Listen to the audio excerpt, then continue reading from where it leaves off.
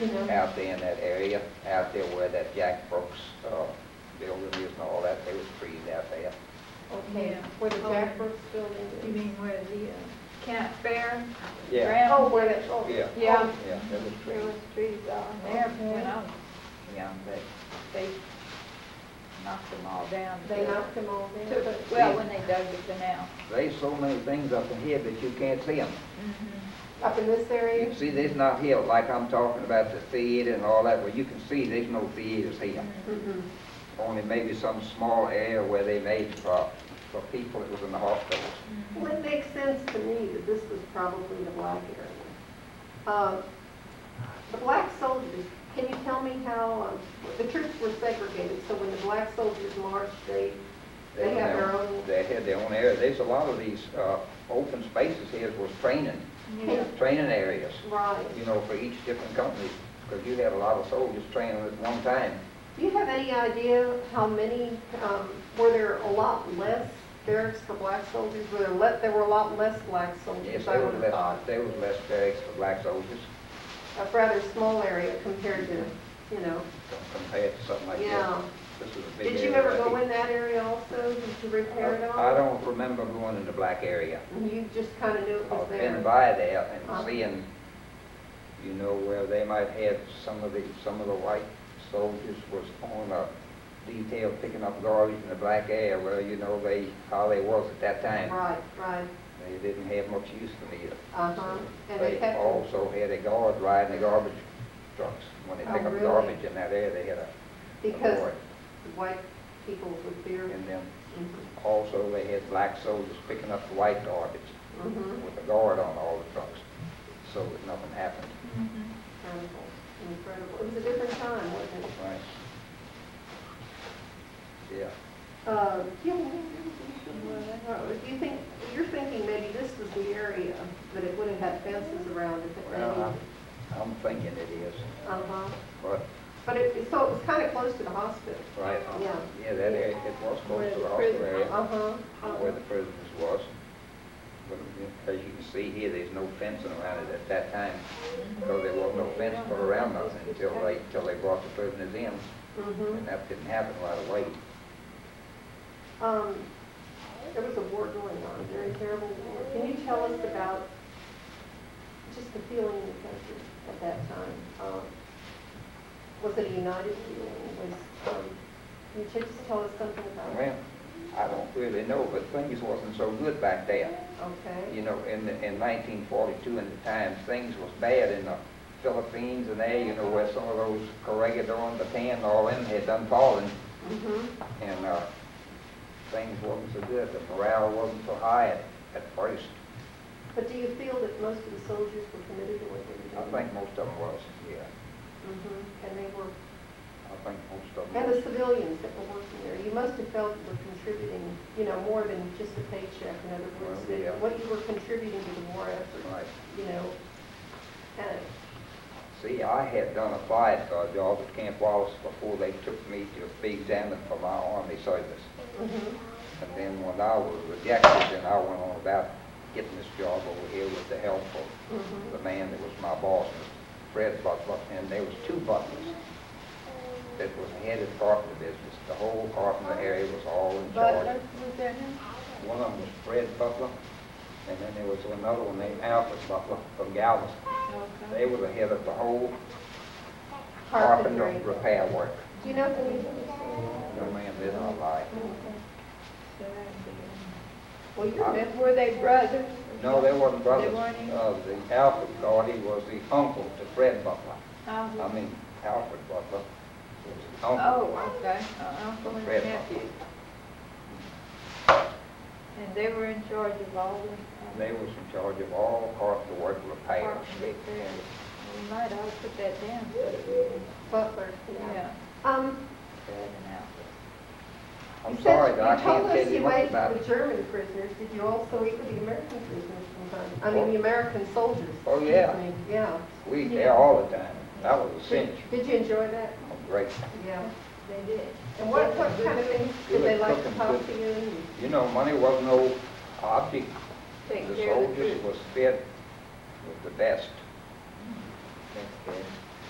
they ate well over there? Very well. Um, Nobody went hungry.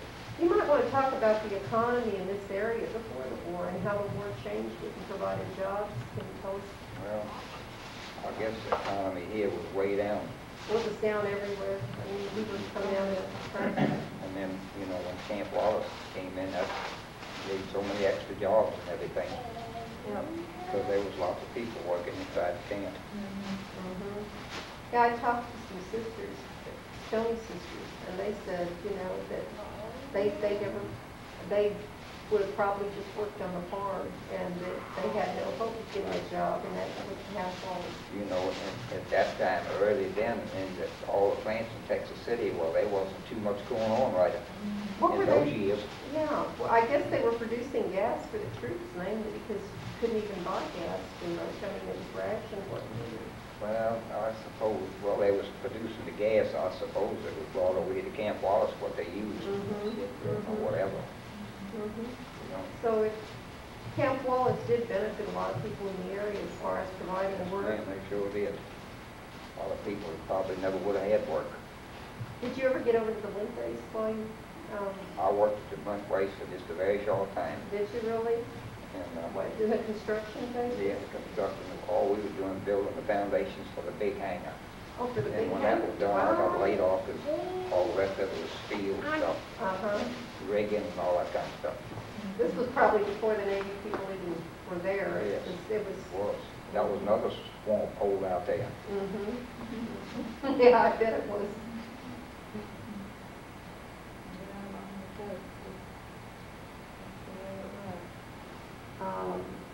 You know, when we first went to work there, they would take us to, well, I can't see the theaters, I don't know where they are, I've just got to say they're in this area here somewhere. Uh-huh. That we was taken in there, every once in a while, they called all civilian employees to come there to have a meeting where some people told you what you're supposed to do and what you were not supposed to do. You mean when you were- They showed pictures Ah. of how the war was going on. You know, during Oh, and the- they showed him to the civilians. Yeah. You know, it's sort of like they do at the plants nowadays when you Yeah. go in, you gotta watch a safety film. Safety, just like a safety film, that's, it takes civilians in there and show them. If you were gonna work All in this. the camp. After the war, Logical. or where did you work somewhere else in this area? Yes, ma'am, I got my service done in 1947 in March. I went to work in the carbide plant for Ford Bacon Davis Construction Company. Oh, I see. So you, And then I stayed there, I don't know how long I stayed, but, and I went on to work I give up the carpenter work, which my daddy had told me all those years. He said, boy, get out of this business, get into something that you got some kind of a, you know, like hospitalization, vacation. He said, get into something like that, get away from this carpenter business, no good. yeah. So So you did that that. was some good advice. So where'd you go from there? I went to work for the company. Have you heard of Texas City Refining? Mm-hmm. Okay, I worked for them for 37 years. Oh, my, yeah. And the 3 years before that, I worked for the company that had it, Oh, really? Petrol Terminal. And that was before That was before Texas City Refining, so I spent 40 years in the right down refining St. John. business. Yeah, yeah, you got benefits and all that kind of Yes, thing. ma'am, 6 weeks vacation every year, sick leave, Mm-hmm. world of benefits. Wonderful, So wonderful. I wound up with a good pension fund. Great. You didn't have to do any more of that Got a good pension fund. Although to do it you, for Social Security. you still in- probably, yeah, I was gonna say, are you still interested in carpentry though? I'm doing it. You do it? You do I'm it. doing it right now. I can't today, but I'm doing, I got most stuff, a lot of stuff in the back of my trunk. Really? Yeah, I've Wow. done some jobs here and there.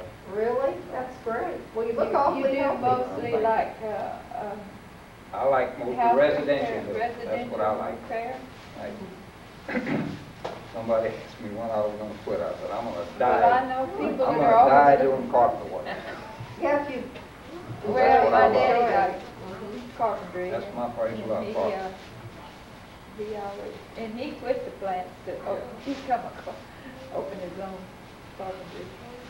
I'm doing a little math. I was curious on how old you were, but I think you must be about 73, does that sound I right? will be 75 in December. Oh, and you're still working, that's great, that's good to hear. Well, That's good to yeah. hear. That's one of the things they ain't gonna sit down and just That's right. let it take me. I'm gonna go all the way. Good for you. Keep moving, huh? Well, we Yeah. appreciate it.